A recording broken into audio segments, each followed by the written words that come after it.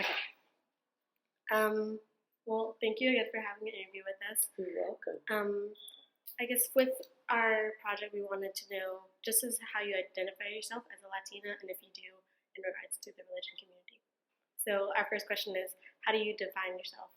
That was an excellent question because I thought to myself, first I just identify myself as a female, right, as a woman. But when you ask the question as whether or not I was Latina, I think I refer to myself more as Latina. To me, when I think of the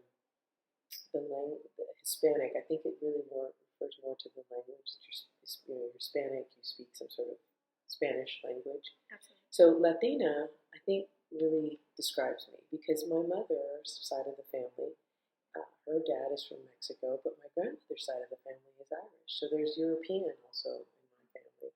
And then my dad's side of the family is from Mexico. But then some of their ancestry came from Spain as well. So I think that I consider myself a Latina. And that's how I identify, based on my ancestry. Okay. So, and I know you mentioned this earlier, but you said you were not born within South America. But correct. I was born in Fort Worth, Texas. Okay. But I'm the third generation from my mother's side of the family born in Texas. Her mother was born in San Antonio area. So, I'm the third generation from my mother's side to be a Texan. But my dad's parents were from Mexico, from Guanajuato, el estado de Guanajuato. And my mother's dad was from San Luis Potosí, Mexico. And so my parents always talked to us in Spanish at home. And they always encouraged us to speak Spanish. And so we spoke Spanish in my home. We speak English as well. And in my home, with my husband and my son, I speak to my son as much as I can in Spanish and speak in English with my. So we've kind of carried on the tradition, that we learned when we were growing up. Absolutely. Mm-hmm. That's so good. I feel like not a lot of students get to, or I guess children get indulged in that, of learning like their own language. Right. Especially for me, it was difficult doing that. So that's really good. It is a good thing because I think when my brother and sister were growing up in the 50s, it was encouraged that most people speak English. And even in the schools at that time, it was just a policy that everybody spoke English. And now I think that the approach is that, the transition getting students into school and having these bilingual classes, it's helping them to feel a little bit more comfortable. They're speaking their Spanish, their first language, and then they learn to speak English. And I like that approach a lot more. I think it makes it easier for the student. I think it makes it a more conducive to learning. That's good. Absolutely. I know you mentioned about how your parents were outside of the United States. Did you feel that the role of religion played a big role in that for them to come to?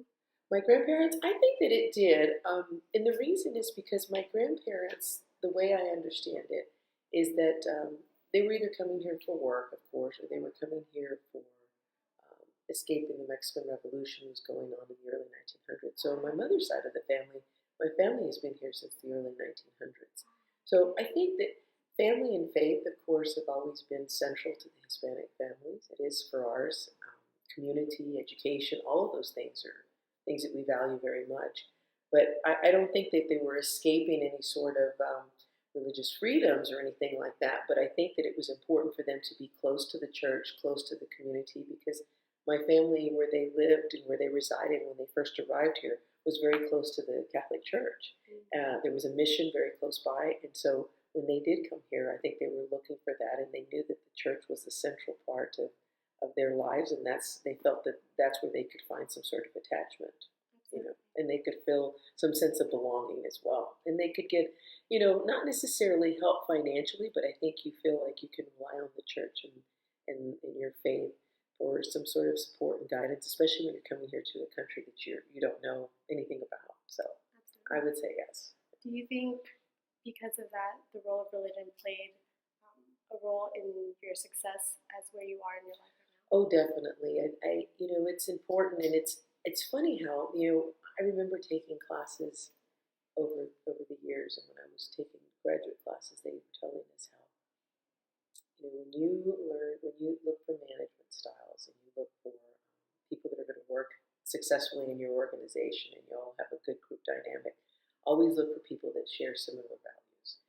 And that was something I learned years after, but I hadn't realized I had been doing that for so many years. So over the years, I always found that I tended to gravitate towards people that we shared similar values, and of course, faith, of course, is primary. And a lot of that is based on how you feel of your beliefs. And so I would say it has. There have been times where I've been in situations where somebody has asked me to do something that I didn't necessarily, it wasn't unethical, it wasn't illegal, but it wasn't something that I felt very comfortable doing. And so I would pray and think, what should I do? What is the best route to take? How should I approach this? How should I respond? How should I engage, or should I not? So that's kind of always been my go-to. I pray first, think about it, and then I think about what's the right thing to do, and what makes sense. And that's kind of been my focus in how I make any decision that I've ever made. And I still use that a lot. And just recently, I'll give you an example. I was asked to support somebody in a specific role, and I wasn't sure if that person was quite qualified for that role.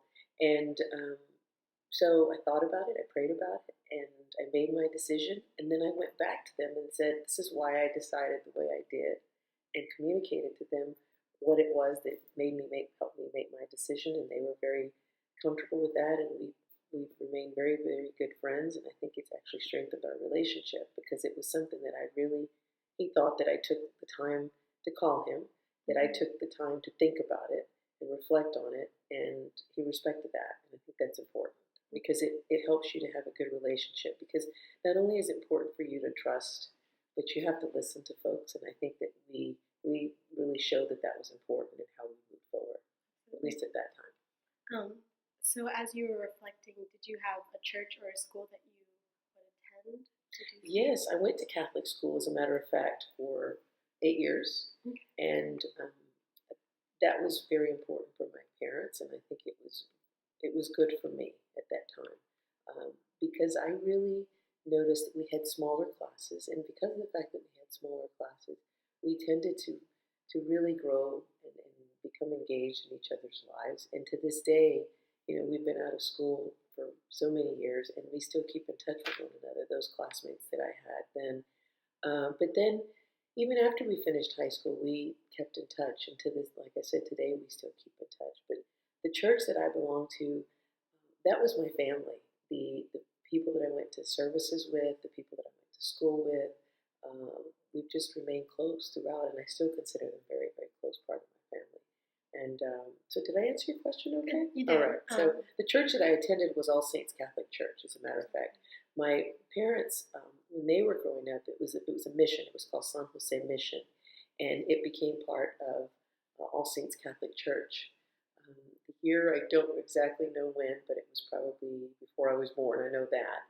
And basically, this mission was established by these Claretian missionaries, and they worked very closely with this group of nuns, and that particular group just kind of led the community for many, many years. And then there was another parish that was across the road, because Main Street in Northside Fort Worth, the north part of Fort Worth, kind of separated different communities. And so All Saints and San Jose merged. I want to say it was probably in the 50s. It may have been after that, before then. But they merged, and the Hispanics that were going to the mission then became part of the All Saints Catholic Church. And a lot of the people that attended that church were they were Irish descent, Czech descent, Polish descent. So there were a lot of Europeans there, and that was my home parish for many, many years. Today I attend St. Patrick's Cathedral, because I teach religious formation classes with my niece, and my son goes to school there for religious formation classes. So you spoke about your neighborhood a lot. Can you Yes. describe maybe the neighborhood you grew up in, Sure. or maybe some role models you had as growing up? Sure. The neighborhood that I grew up was, I think it was a diverse neighborhood. It was called Diamond Hill. I still live there today. Okay. I moved out of there for some time when I was working in Michigan, but then when I came back home, I moved back to the community in which I grew up. It's changed quite a bit over the years, but it's families that are I would say, working families, modest homes. Um, it's a very close knit community. Everybody knows everybody. Um, most people go to certain, there's a group of churches close by, and that's where most of the people go. Most people probably work very close to their community. A lot of the businesses are home owned businesses, and I would say that some of my best friends that I've had over the years, or still live either in the community or their families do, and we still keep in touch. But when my parents first moved there in the 1950s, they were probably one of a few non-Hispanic families. So I have to give them credit because they were able to blend in and survive and thrive in that community. And it's very dear to my heart. And I would also say that the community is, they really want people to succeed, but not to succeed and just leave and never come back, but to give back to the community. Mm-hmm. So I think that it was a nurturing type of community to grow up in, because otherwise I probably wouldn't have gone back, right? I felt at home there, and I still feel at home to this day. Organizations that I belong to was very active in the school activities. So you have to think that I went to a Catholic school, but I did go to high school there. My brother and sister went to high school there as well, and at Diamond Hill. And so we belonged to all of the organizations, whether it was the yearbook, we were cheerleaders, we played in sports. We also played in the sports there at Sabine Jarvis Little League. Mm-hmm. My dad was one of the persons back in the 1950s that was very influential in helping establish the charter for that particular Little League. And my brother played there, and I played there, my sister, and now my nephews have played there, nieces, and my son plays there. So I think it's a community that's rich in tradition. I think it's very close-knit, and I think it's very nurturing. And like I said, I feel very comfortable. It's changed over the years, so now it's predominantly Hispanic, though. Oh, okay. So in your neighborhood, did you have any role models?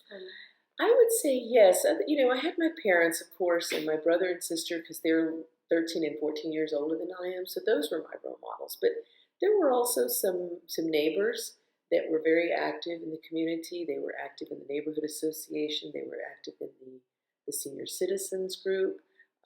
They were active in establishing groups that were like fun. They did a lot of fundraising for the sports and for the high school and the middle schools and things like that. So those are people there in my community. I would also say the librarians in our neighborhood were very good role models, because my brother and sister would take me to the library, because there was a library that over at the Northside Library, because we didn't have one in Diamond Hill at the time. But my brother and sister would take me there, and they were going to college here at TCU, so they were studying, and they'd have to do research, so they'd have to go to the library, and they would take me there. And there was some really good librarians that would just, they'd keep me busy and get me involved in reading and showing me all the activities that we could do. So I'd say that they were good role models. And of course, the teachers and the nuns and the priests that were at our church were obviously very good role models for me as well.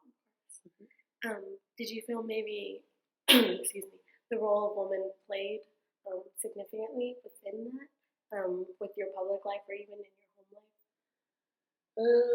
Maybe clarify the question a little bit for me. Just as I know you said you had role models with your family members, and right. Also the librarians. I'm not sure if they're females. So did you feel like they were solely the only sources of role models as women within your life, or no? I would say that the